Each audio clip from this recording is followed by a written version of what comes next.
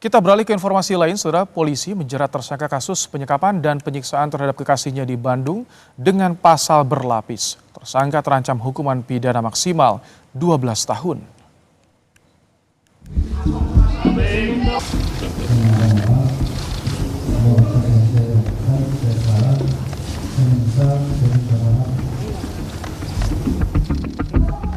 Dengan suara lirih, tersangka kasus penyekapan dan penyiksaan terhadap kekasihnya di Bandung, Jawa Barat meminta maaf.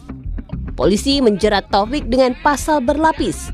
Kapolda Jawa Barat Irjen Rudi Setiawan bilang, pelaku terbukti melakukan penganiayaan terhadap korban mulai bulan Mei 2024 hingga bulan Juni 2026.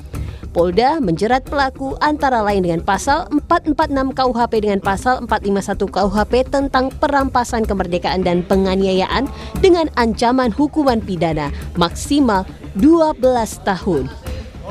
Maksimal mungkin akan mempersangkakan tersangka dengan pasal yang seberat-beratnya. Ini mohon dukungan semuanya supaya kekerasan yang dilakukan oleh tersangka ini mendapat hukuman yang setimpal. Pasal 446 ayat 2 KUHP. Bunyinya setiap orang yang melakukan penganiayaan yang mengakibatkan luka berat. Ini 5 tahun. Kita lapis dengan pasal yang lain yang lebih berat, pasal 451 tentang penyanderaan. Ini ancaman hukumannya paling lama 12 tahun. Meski kondisi korban terus menunjukkan perkembangan positif, proses rekonstruksi wajah korban penyekapan akan dilakukan bertahap di Rumah Sakit Hasan Sadikin Bandung. Selain itu, rumah sakit juga melarang korban untuk ditengok sementara waktu agar luka yang dialami korban tidak kembali infeksi akibat bakteri dari luar ruangan.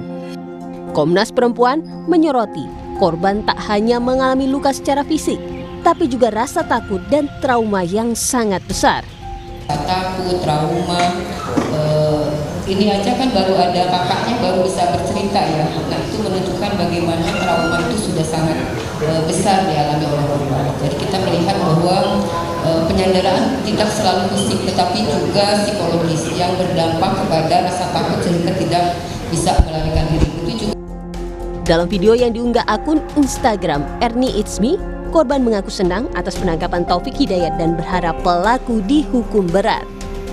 Dia Kapolda tidak ngebantu saya jadi lebih senang lagi, saya lebih bahagia lagi dan saya lebih tenang karena dia sudah tertangkap. Kita pengennya dia diapain Tani? Hukumannya apa tak? Saya pengennya dia dihukum seberat mungkin. Ya dia ngerasain apa yang saya rasain. Mengenai biaya selama perawatan yang dijalani korban, pemerintah memastikan semuanya dijamin oleh BPJS Kesehatan. Hal tersebut sebelumnya dikatakan Kepala Staf Kepresidenan Jenderal Purnawirawan Dudung Abdurrahman saat menjenguk korban. Tim Liputan Kompas TV. Kasus kekerasan yang terjadi di Bandung terhadap seorang perempuan menjadi perhatian publik dan juga pemerintah pusat. Kita akan bahas bersama Komisioner Komnas Perempuan Yuni Asri. Selamat malam, Mbak Yuni. Selamat malam, Kak Baim. Baik, ini Komnas Perempuan juga langsung mengirim tim ke Bandung, Jawa Barat. Apa saja temuan dari Komnas Perempuan dan apa yang ingin digali oleh Komnas Perempuan? Ya, yang pertama saat ini proses pencarian fakta dan pemantauan yang dilakukan oleh Komnas Perempuan masih berjalan. Jadi tim masih menggali informasi dari berbagai pihak. Kami masih terus mengumpulkan informasi-informasi secara lebih komprehensif sehingga memang belum kita sampaikan dulu ke publik. Rencananya pekan depan kita akan sampaikan temuan-temuan yang terbaru, terupdate terkait kasus ini ya. Oke. Tapi untuk dari Komnas Perempuan nanti temuannya, investigasinya fokus juga untuk membantu proses di ranah pidana di kepolisian atau seperti apa? Iya, Tentu saja biasanya kan ketika Komnas Perempuan melakukan pemantauan, kita akan ada rekomendasi ya yang akan kita sampaikan kepada aparat penegak hukum. Dan Komnas Perempuan sendiri sebelum terjun, kita juga sudah mempelajari kasus ini seperti apa gitu. Dan kita melihat sekurang-kurangnya dari informasi yang kita dapatkan sejauh ini, ada 3 layer persoalan yang saya kira penting nanti untuk menjadi pertimbangan aparat penegak hukum ya dalam memproses kasus ini, dan juga terutama yang paling utama adalah bagaimana juga pemulihan dari korbannya. Yang pertama, kita melihat bahwa dari temuan informasi-informasi sementara yang kita dapatkan bahwa ini ada situasi yang kita sebut sebagai kontrol, pemaksaan kontrol, di mana si pelaku melakukan kontrol secara menyeluruh kepada kehidupan si korban ya, dibatasi mobilitasnya, dibatasi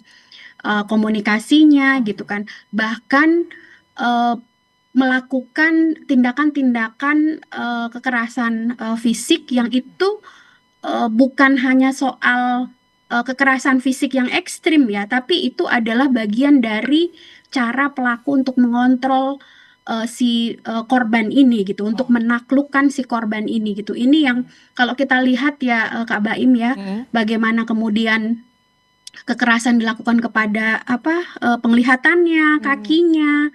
Ini kan kayak membuat si korban ini nggak bisa melakukan apapun, Sangat menderita Mbak Yuni bisa ya? melawan.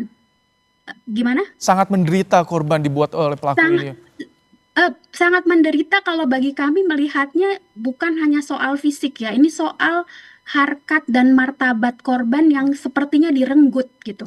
Dan selama bertahun-tahun itu dilakukan gitu. Pemulihannya Itu yang- bagaimana Mbak Yuni dengan kondisi Nah, korban seperti ini? Psikologis terutama. ya, itu yang kemudian juga kami tekankan pentingnya layer-layer pemulihan untuk korban gitu. Karena situasinya bukan cuma soal kita punya persoalan serius, punya tanggung jawab serius pemerintah untuk pemulihan fisiknya, untuk kekerasan fisiknya gitu kan. Tapi pemulihan psikologis ini juga jadi hal yang penting untuk dilakukan gitu. Karena dengan akumulasi kekerasan yang dialami selama bertahun-tahun, ketidakberdayaan, harkat dan dirinya yang direnggut sedemikian rupa oleh korban, ini membutuhkan pemulihan psikologis yang bertahap dan serius dan selangkah demi selangkah mengikuti situasi korbannya gitu. Tapi pada saat yang sama Komnas Perempuan juga menekankan bahwa proses ini tidak boleh juga menghambat proses hukum kepada pelaku ya. Jadi dia berjalan harus beriringan. Baik, terima kasih Mbak Yuni Asri, Komisioner Komnas Perempuan telah bergabung di program Kompas Malam dan menyampaikan bagaimana perkembangan terkini penanganan kasus perempuan diskriminasi.